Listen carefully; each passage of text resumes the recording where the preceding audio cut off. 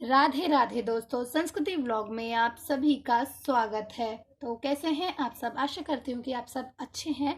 तो आज आप सभी जानते ही हैं कि आज अजह एकादशी है, जिसे भाद्रपद माह के कृष्ण पक्ष की एकादशी को अजह एकादशी के नाम से जाना जाता है। तो मैं उसकी कथा पढ़ने जा रही थी, तो मैंने सोचा क्यों ना आप सभी को भी इस कथा का श्रवण पान कराया जाए। भाद्रपद माह के कृष्ण पक्ष की एकादशी को अजह एकादशी के नाम से जाना जाता है। एक बार की बात है, अर्जुन ने कहा, हे पांडुकरिक्ष, मैंने श्रावण शुक्ल एकादशी अर्थात पुत्रदा एकादशी का सविस्तार वर्णन सुना। कृपया कर अब आप मुझे भाद्रपद माह के कृष्ण पक्ष की एकादशी के विषय में बताएं। इस एकादशी का क्या नाम है, इसके व्रत का क्या विधान है, इसका व्रत करने से किस फल की प्राप्ति होती है, इन सभी बारे में कृपया कर आप मुझे बताएं। तब श्री कृष्ण ने कहा, हे कुंती पुत्र, भाद्रपद माह के कृष्ण पक्ष की एकादशी को अजह एकादशी कहते हैं। इसका व्रत करने से सभी पाप नष्ट हो जाते हैं। इस लोक और परलोक में मदद करने वाले सभी इस एकादशी व्रत के समान संसार में दूसरा कोई व्रत नहीं है। इसकी कथा इस प्रकार है। अजह एकादशी व्रत कथा। अब ध्यान पूर्वक सुनो, इस एकादशी का मातम्य श्रवण करो। पौराणिक काल में भगवान श्री राम के वंश में अयोध्या नगरी में एक चक्रवर्ती राजा हरिश्चंद्र नाम के एक राजा हुआ करते थे। राजा अपनी सत्यनिष्ठा और ईमानदारी के लिए प्रसिद्ध थे। एक बार देवताओं ने इनकी परीक्षा लेने की सोची। राजा ने स्वप्न में देखा कि ऋषि विश्वामित्र को उन्होंने अपना सारा राजपाट दान में दे दिया है। सुबह विश्वामित्र वास्तव में उनके द्वार पर आकर कहने लगे, तुमने स्वप्न में मुझे अपना राज्य दान कर दिया। राजा ने सत्यनिष्ठ व्रत का पालन करते हुए संपूर्ण राज्य विश्वामित्र को सौंप दिया।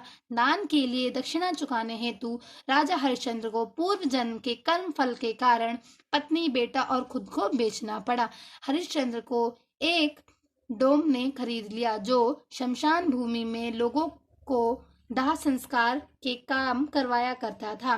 स्वयं वह एक चांडाल का दास बन गए। उसने उस चांडाल के यहाँ कफन लेने के लिए भी काम किया, किंतु उसने इस आपत्ति के काम में भी सत्य का साथ नहीं छोड़ा। जब इसी प्रकार उसे कई वर्ष बीत गए तो उसे अपने इस नीच कर्म पर बड़ा दुख हुआ और इससे मुक्त होने का उपाय खोजने लगा। वह सदैव इसी चिंता में रहने लगे कि मैं क्या करूं, किस प्रकार इस नीच कर्म से मुझे मुक्ति मिल सकती है। एक बार की बात है, वह इसी चिंता में बैठे थे कि गौतम ऋषि उनके पास पहुंचे। हरिश्चंद्र ने उन्हें प्रणाम किया और अपनी दुख भरी कथा सुनाने लगे।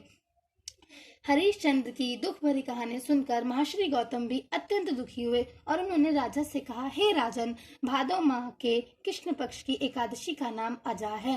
तुम इस एकादशी का विधि पूर्वक व्रत करो तथा रात को जागरण करो, इससे तुम्हारे सभी पाप नष्ट हो जाएंगे। महर्षि गौतम इतना कहकर अंतर्ध्यान हो गए। अजह नाम की एकादशी आने पर राजा हरिश्चंद्र ने महर्षि के कहे अनुसार विधि पूर्वक उपवास तथा रात्रि जागरण किया। इस व्रत के प्रभाव से राजा के सभी पाप नष्ट हो गए। उस समय स्वर्ग में नगाड़े बजने लगे तथा पुष्पों की वर्षा होने लगी। उन्होंने अपने सामने ब्रह्मा, विष्णु, महेश तथा देवेंद्र आदि देवताओं को खड़ा पाया। उन्होंने अपने मृतक पुत्र को जीवित तथा अपनी पत्नी को राशि, वस्त्र तथा आभूषणों से परिपूर्ण देखा। व्रत के प्रभाव से राजा को पुनः अपने राज्य की प्राप्ति हुई।